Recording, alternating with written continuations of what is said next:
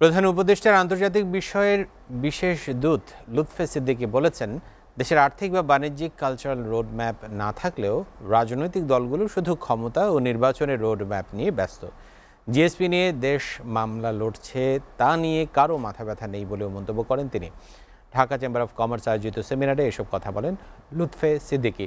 এ সময় এলডিসি গ্র্যাজুয়েশনকে সামনে রেখে বাণিজ্য প্রসারে সকলকে এগিয়ে আসার আহ্বান জানান ব্যবসায়ীরা। সাজ্জাদ জাহানের প্রতিবেদন। 2026 সালে এলডিসি গ্র্যাজুয়েশন করবে বাংলাদেশ।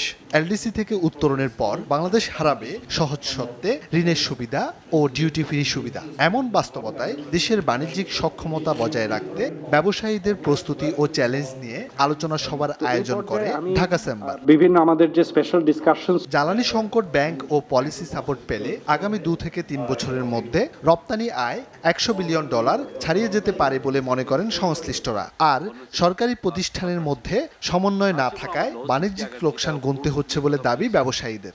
আমাদের লজিস্টিক জায়গাটাতে গভর্নমেন্ট সব প্রাইভেট সেক্টর মিলে একটা জায়গায় শক্তভাবে কাজ করতে হবে। তাহলে আমার মনে হয় এই যে আপনাদের ভিয়েতনাম এখন $400 বিলিয়ন ক্রস করেছে, আমাদের এই 2-3 বছরের মধ্যে $100 বিলিয়ন এক্সপোর্ট ক্রস করা খুব কঠিন কিছু না। কিভাবে পলিসি মেজার্সগুলো নেওয়া যায় যেটা পোস্ট গ্র্যাজুয়েশন পিরিয়ডে করা যায়, এবং there is a need to assess the scope for providing alternative policy support, যেমন infrastructure development, skill development, technology upgrading.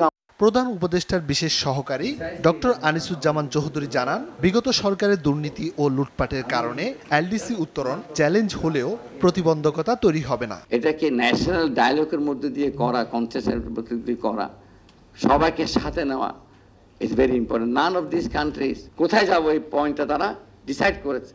তো এই জন্য আমরা এই যে ন্যাশনাল ডায়ালগের কথা বলছি। প্রধান উপদেষ্টার আন্তর্জাতিক বিষয়ক বিশেষ দূত লুৎফে সিদ্দিকী বলেন, দেশে আর্থিক বা বাণিজ্যিক কালচারাল কোনো রোডম্যাপ নেই, আছে শুধু কে কোথায় বসবে আর নির্বাচনের roadmap. We have to draw the line.